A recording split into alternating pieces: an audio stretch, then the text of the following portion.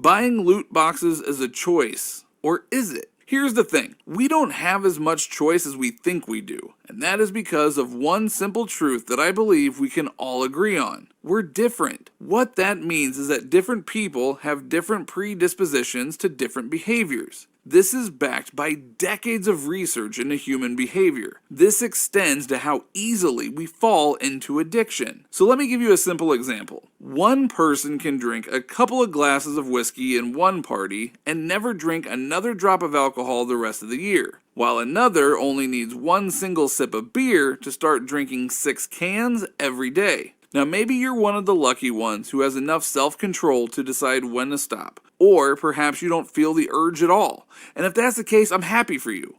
But I would like to ask you to understand that a lot of people are not like that. For some people, the compulsion is just too strong. Willpower be damned. What I'm trying to say is that our ability to control ourselves does not depend on willpower alone. Other factors influence our reaction, like education, environment, genetics, etc.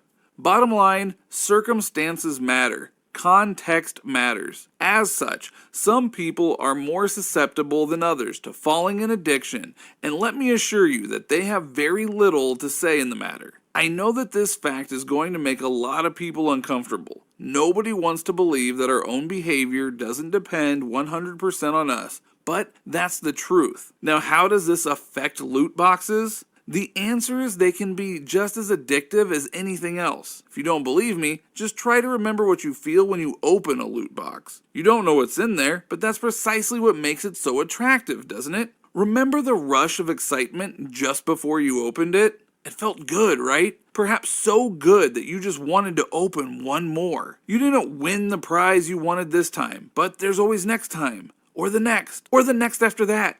Some people become addicted to that rush for the reasons explained before. And you know which sector of the population has very poor impulse control? Kids and teenagers. And guess which ones are the main targets of game companies' marketing campaigns? That's right, it's done on purpose. The whole loot box system is carefully designed to exploit the predisposition that some people have to addictive behavior. Think about how it usually works. First, they tempt you with several things you want that are either impossible to get without loot boxes, or they're very difficult to unlock without purchasing a loot box. Sometimes they even tie the progress of your character to the loot box to push you even more to buy them. Then the game gives you one loot box, or several, for free, just to try it. Then you decide to buy just one because 99 cents for a loot box is not much, so what's the damage? Except it's never just one with addicts. It's the same working principle as slot machines, which is what many game companies are trying to turn games into. Nothing more than poorly cobbled together experiences that give you cheap thrills so you keep pouring money in. If we don't stop this trend,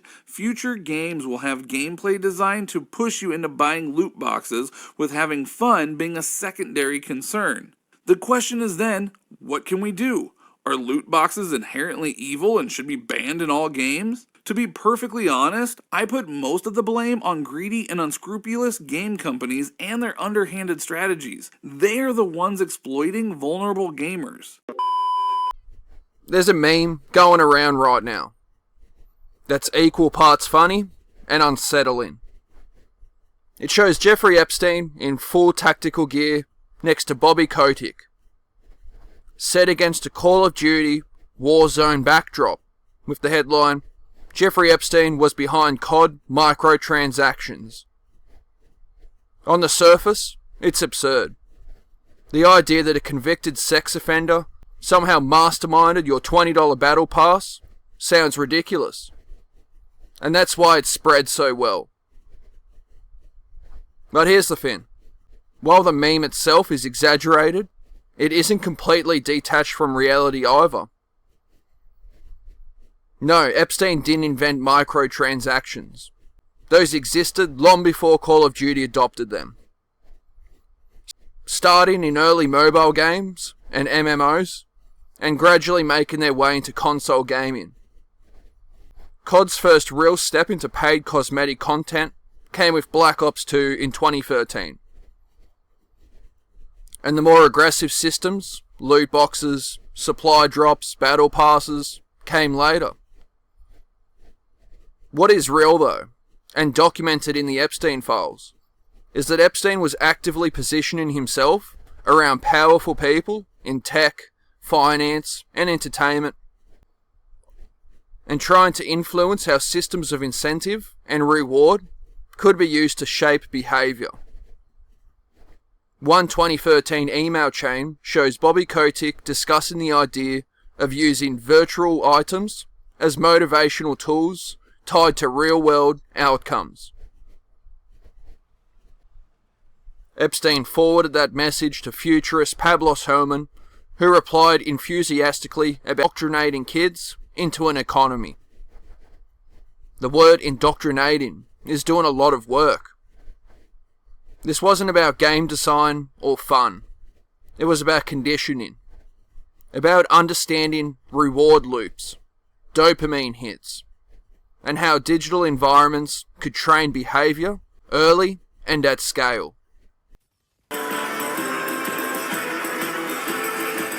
Are you corrupt? Oh, yeah. Epstein wasn't a developer, and he wasn't calling the shots, but he was doing what he always did, connecting people, amplifying ideas, and inserting himself into networks of power.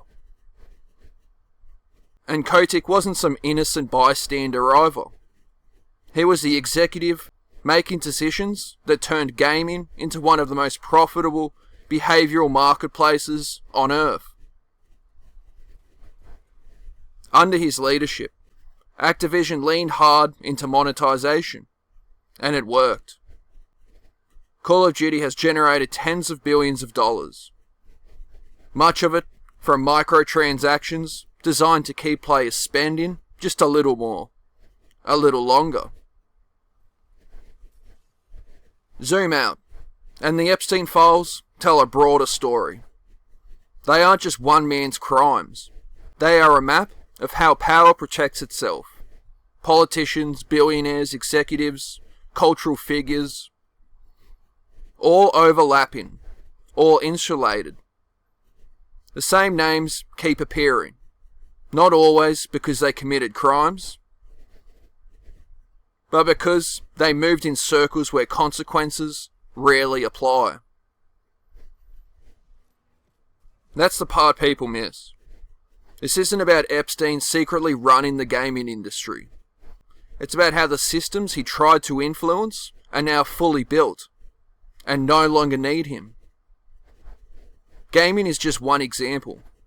Social media, streaming platforms, short-form video, even dating apps, all run on the same principles. Engagement, reward, addiction, monetization.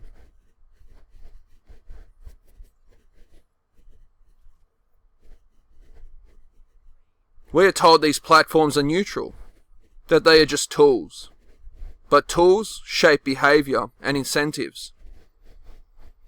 And incentives shape outcomes. When everything is designed to extract attention and money, fun becomes a transaction, and users become products.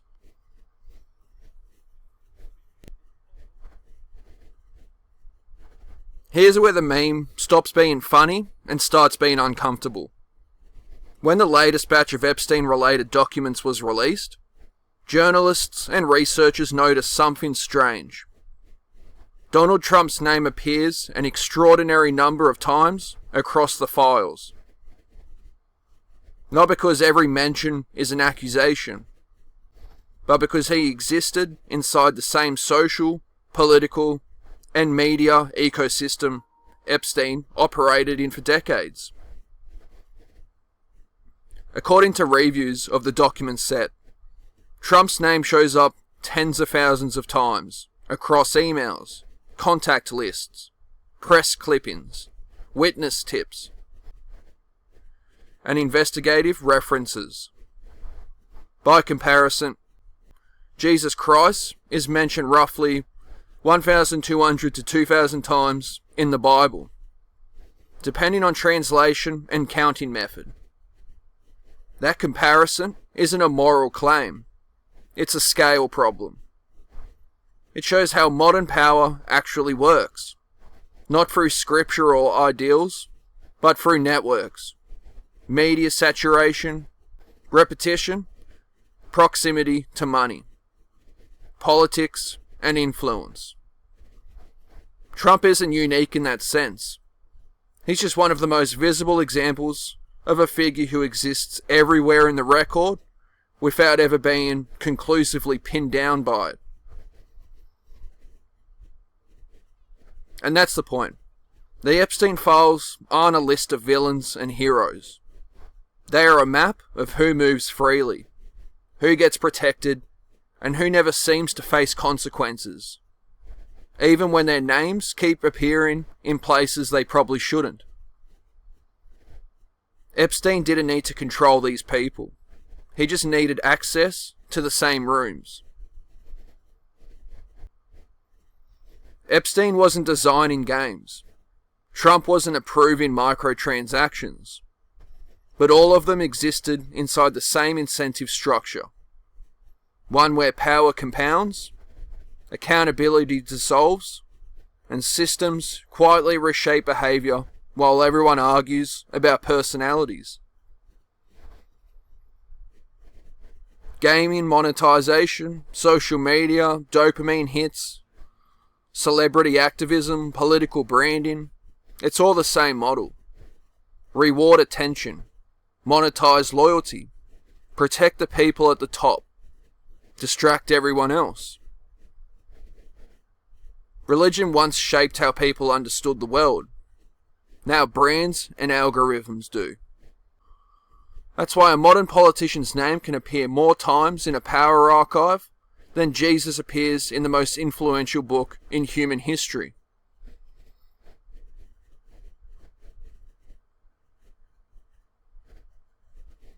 They don't need Epstein anymore. They don't need Trump tweeting. They don't need scripture, speeches, or scandals. The system runs itself now. It rewards attention, not truth. Visibility, not virtue. Engagement, not meaning. I'm not saying quit gaming. I'm saying stop pretending it's neutral. Look at who profits. Look at who's protected. Look at whose names keep appearing and whose never do. Ask yourself one question. Are you playing the game, or is the game playing you? If this hits, you know what to do. Like, subscribe, share it. Because once you see the system, you don't go back to believing it's random. And that's the part they can't control.